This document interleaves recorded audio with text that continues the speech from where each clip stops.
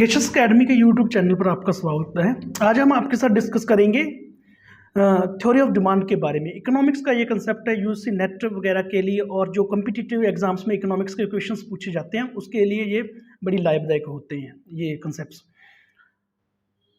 आज हमारा कंसेप्ट है थ्योरी ऑफ डिमांड। हम क्या क्या देखेंगे इसमें, हम पहले तो डिमांड के बारे में पता करेंगे, फिर डिमांड और क्वांटिटी डिमांड में क्या अंतर होता है, डिमांड शेड्यूल क्या होता है, इंडिविजुअल डिमांड शेड्यूल क्या होता है, फर्दर मार्केट डिमांड शेड्यूल क्या होता है, डिमांड कर्व क्या होता है, इंडिविजुअल डिमांड कर्व क्या होता है, मार्केट डिमांड कर्व क्या होता है, इस सब बारे में इसमें हम जिक्र करेंगे हमारी इस वीडियो में। कंसेप्ट क्या है पहले देखो, पहले तो आपको ये पता होगा कि डिमांड होती क्या है। डिमांड को हिंदी में मांग कहते हैं। मांग होती क्या है? सपोज करो आप एक मोटरसाइकिल खरीदना चाहते हो या कोई भी और चीज खरीदना चाहते हो, आपके डिजायर है आपके पास, आप उसको खरीदना चाहते हो, but you don't have enough money to purchase it. आपकी जस्ट इच्छा ही है, आपकी डिजायर है कि, बट आपके पास पैसे नहीं है वो खरीदने के लिए, सफिशिएंट मनी नहीं है वो चीज खरीदने के लिए। इट मीन्स वो आपकी डिजायर है। ऑन द अदर हैंड, जब आप किसी चीज के डिजायर करते हो, मैंने मोटरसाइकिल खरीदना है, बट और साथ में उसके साथ आपके पास पैसे भी हैं, इन दिस केस आपके पास पैसे में और आप अब डेफिनेट प्राइस वो पे करने के लिए भी रेडी हो, तो इट मीन्स आप उस चीज की डिमांड कर रहे हो, आप उसकी चीज की मांग कर रहे हो। ये कंसेप्ट मैं एक बार फिर दोबारा बताऊंगा आपके। अगर आप किसी चीज के लिए डिजायरेबल हो तो आप उस चीज को खरीदना चाहते हैं, पर आपके पास सफिशिएंट रिसोर्सेज नहीं है, आपके पास सफिशिएंट मनी नहीं है वो खरीदने के लिए। बट मांग में क्या होगा, मांग में आपके पास डिजायर भी है, आप किसी चीज को खरीदना चाहते भी हो, और आपके पास पैसे भी हैं वो चीज खरीदने के लिए सफिशिएंट, जितना उसका मार्केट प्राइस है, और आप पे करने के लिए रेडी हो। ये कंसेप्ट डिमांड का होगा, इसको मांग कहते हैं हिंदी में। तो अब हम क्या कहते हैं, डिमांड और क्वांटिटी डिमांडेड में क्या फर्क होता है, डिमांड और क्वांटिटी डिमांडेड में। जैसे कि क्वांटिटी जो हायर प्राइस, जैसे हायर प्राइस पे तो क्वांटिटी डिमांडेड लो होती है। जैसे जितना प्राइस हायर होता है तो उसकी जो क्वांटिटी डिमांडेड होती है वो कम होती है, और जितना प्राइस लो होता है क्वांटिटी डिमांडेड ज़्यादा होती है, लोग ज़्यादा डिमांड करते हैं। अगर देखो, अगर प्राइस तो लो है, लोग ज़्यादा चीज़ें डिमांड करेंगे जिस चीज़ का प्राइस लो है। अगर प्राइस ज़्यादा है, अगर प्राइस ज़्यादा है तो लोग क्वांटिटी डिमांड कम करेंगे, उस चीज़ की क्वांटिटी कम डिमांड करेंगे। हाँ, जो टर्म है डिमांड, वो term demand refers to all those quantities of a commodity which a consumer is ready to buy at different possible prices of that commodity. इसका मतलब ये हुआ कि डिमांड टर्म का ये मतलब होता है कि वो सभी उस वस्तु की वो सभी क्वांटिटी जो डिफरेंट पॉसिबल प्राइसेस पे एक कंज्यूमर खरीदने को तैयार होता है, उसी का मतलब ही डिमांड होता है। अब क्वांटिटी डिमांडेड क्या होती है? क्वांटिटी डिमांडेड वो होती है एक स्पेसिफिक क्वांटिटी, जब एक पर्सन स्पेसिफिक प्राइस, एक डेफिनेट प्राइस पे खरीदने के लिए तैयार होता है तो वो क्वांटिटी डिमांडेड कहलाती है। अब हम डिमांड शेड्यूल की बात करेंगे। डिमांड शेड्यूल हमारे दो तरह के होंगे, एक तो इंडिविजुअल डिमांड शेड्यूल, और एक होगा अपना market demand schedule. Demand schedule क्या होता है कि टेबल होता है जो डिफरेंट क्वांटिटीज का जो एक कम्युनिटी की डिफरेंट क्वांटिटीज का डिफरेंट प्राइसेस के साथ रिलेशन शो करता है। एक कमोडिटी की डिफरेंट क्वांटिटीज का डिफरेंट प्राइसेस, उसी कमोडिटी का डिफरेंट प्राइसेस का रिलेशन शो करता है। जैसे हमने पहले बताया कि इंडिविजुअल डिमांड शेड्यूल होता है कि मार्केट डिमांड शेड्यूल होता है। हम पहले इंडिविजुअल डिमांड शेड्यूल की बात करेंगे। इंडिविजुअल डिमांड शेड्यूल क्या कहता है, वो इंडिविजुअल बायर के डिमांड शेड्यूल के बारे में बताता है। मार्केट में इंडिविजुअल बायर के डिमांड शेड्यूल के बारे में बताता है, और वो उन कमोडिटीज के उन क्वांटिटीज को शो करता है जो एक बायर डिफरेंट पॉसिबल प्राइसेस पर एक टाइम पर खरीदने के लिए तैयार होता है।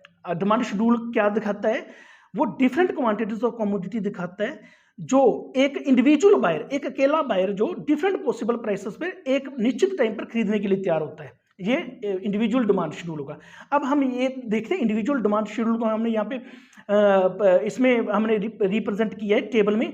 जैसे देखो, जब प्राइस एक है, एक एप्पल का एक प्राइस है, तो बंदा खरीदने के लिए कितनी यूनिट्स खरीद सकता है, कितने एप्पल खरीद सकता है? 4। जब 2 है तब वो 3 खरीद सकता है, जब 3 है तब वो 2 खरीदेगा, जब 4 है प्राइस एक एप्पल का तब वो 1 खरीदेगा। इट मीन्स क्या हुआ, जो इंडिविजुअल डिमांड शेड्यूल है जे इनवर्स रिलेशनशिप क्वांटिटी डिमांडेड और प्राइस ऑफ कमोडिटी का दिखा रहा है। इट मीन्स क्या हुआ कि अगर प्राइसेस ज़्यादा हैं तो वो अगर प्राइसेस ज़्यादा हैं तो वो कम तो क्वांटिटी खरीदेगा उसी चीज़ के, अगर प्राइसेस कम है तो वो ज़्यादा खरीदेगा उस चीज़ की क्वांटिटी। इस शेड्यूल से भी हमें यही पता चल रहा है। अब आगे हम बात करेंगे इंडिविजुअल डिमांड शेड्यूल के बारे में। वो ये वही बात बता रखी है जो मैंने आपको एक्सप्लेन करके बताया। इंडिविजुअल ये एक्सप्लेनेशन है इसकी, जो मैंने आपको बताया वही है। अब हम आगे चलेंगे, इसमें हम देखें मार्केट डिमांड शेड्यूल क्या होता है। देखो किसी एक, हमने पहले इंडिविजुअल डिमांड शेड्यूल के बारे में, वहां पे हमने एक लिया था, बायर एक लिया था, और यहाँ पे हम बायर दो लेंगे।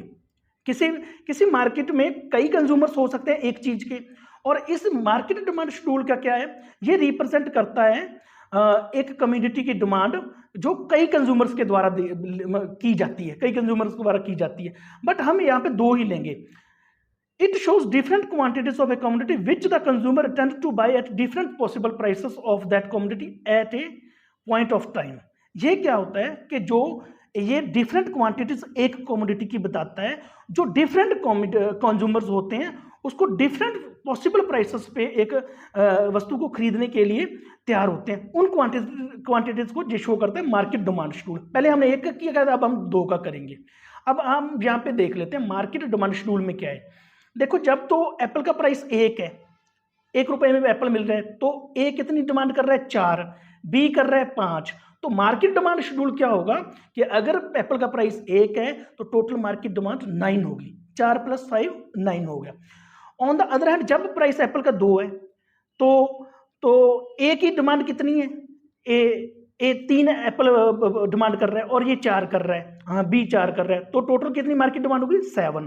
फिर उसी तरह अगर मार्केट प्राइस 3 है तो ए कितना कर रहा है, 2 एप्पल डिमांड कर रहा है, और बी कितना कर रहा है, 3 एप्पल डिमांड कर रहा है, तो टोटल 5 हो गए। और अगर हम देखें कि अगर एप्पल का प्राइस 4 है तो ए 1 डिमांड कर रहा है, बी 2 डिमांड कर रहा है, और मार्केट डिमांड है टोटल 3। तो ये हमने इसकी एक्सप्लेनेशन देखी। हम आगे इसकी एक्सप्लेनेशन, इसमें भी यही बताया गया है।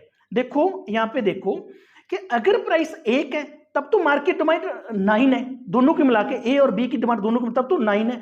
अगर मार्केट प्राइस, हम नीचे देखेंगे, अगर मार्केट प्राइस 4 है तो फिर इसकी जो मार्केट डिमांड होगी तो वो 3 होगी। ठीक है, हमें इससे ये पता चल रहा है कि जो कमोडिटी के जो प्राइसेस होते हैं उनका इनवर्स रिलेशन होता है क्वांटिटी डिमांडेड को लेकर। अगर प्राइसेस ज़्यादा है क्वांटिटी डिमांड कम होगी, अगर प्राइसेस कम है क्वांटिटी डिमांडेड ज़्यादा होगी। ये मार्केट डिमांड शेड्यूल और इंडिविजुअल डिमांड शेड्यूल यही रिप्रेजेंट करता है यहाँ पे। अब इसमें मार्केट डिमांड वही चीज बता रखी है जो हम बात करने जा रहे थे, ये आप पढ़ लेना, क्योंकि हमने पहले इसमें क्या है कि जैसे जैसे एप्पल के प्राइसेस राइज होते हैं मार्केट डिमांड फॉल्स करती है, इसमें यही बता रखा है। अब हम डिमांड कर्व के बारे में, डिमांड कर्व क्या है, जो हमने जो शेड्यूल की हैं, जो हमने डिमांड शेड्यूल की हैं उनकी ही ज्योग्राफिकल रिप्रेजेंटेशन है, टेबल की ही ज्योग्राफिकल रिप्रेजेंटेशन है। अगर हम इंडिविजुअल डिमांड कर्व की बात करें तो it is a curve showing different quantities of commodity that one particular buyer is ready to buy at different possible prices at a point of time. इसका मतलब क्या हुआ, ये एक कंज्यूमर की बात करेगा। ये क्या बोला, different quantities of a commodity बताता है जो एक पर्टिकुलर बायर खरीदने के लिए, एक इंडिविजुअल बायर खरीदने के लिए तैयार होता है डिफरेंट पॉसिबल प्राइसेस पर। ठीक है, ये demand curve, individual demand curve की हम बात कर रहे हैं। ठीक है, तो इसमें अगर हम देखते हैं जैसे जब तो प्राइस देखो, अगर प्राइस 4 है तो इंडिविजुअल बायर है वो 1 क्वांटिटी खरीद रहा है, अगर 3 है तो वो 2 खरीद रहा है, अगर 2 है प्राइस तो वो 3 खरीद रहा है, अगर 1 है तो वो 4 खरीद रहा है। और ये जो डी कर्व है डाउनवर्ड स्लोपिंग है, ये भी यही शो कर रहा है कि जो क्वांटिटी डिमांडेड है, क्वांटिटी डिमांडेड और price of that particular commodity है वो इनवर्सली रिलेटेड होता है, ये भी यही शो कर रहा है। अब हम इसमें बात करेंगे इंडिविजुअल डिमांड कर्व में, जैसे हमने आपको लेफ्ट से राइट, ये कि लेफ्ट से राइट इनवर्स रिलेशनशिप को ही, जे लेफ्ट से राइट डाउनवर्ड स्लोप कर रहा है, ये इनवर्स रिलेशनशिप को ही बताता है क्वांटिटी डिमांडेड और प्राइस ऑफ दैट कमोडिटी को। इसका मतलब यही है, हमने ओ एक्सेस पर क्वांटिटी डिमांड ली थी, ओ एक्सेस पर, यहाँ पे देखेंगे हम ओ एक्सेस पर क्वांटिटी डिमांड ली थी, और ओ वाई एक्सेस पर हमने प्राइस लिया हुआ था कमोडिटी का। अब इंडिविजुअल डिमांड कर्व, हाँ, अब हम देखेंगे मार्केट डिमांड कर्व। देख, जैसे हमने मार्केट डिमांड शेड्यूल देखा था, अब उसी की ज्योग्राफिकल रिप्रेजेंटेशन होगी मार्केट डिमांड कर्व। इसमें भी क्या, जो हॉरिजॉन्टल समेशन है, दोनों का जोड़ है, ए और बी की डिमांड का जोड़ है।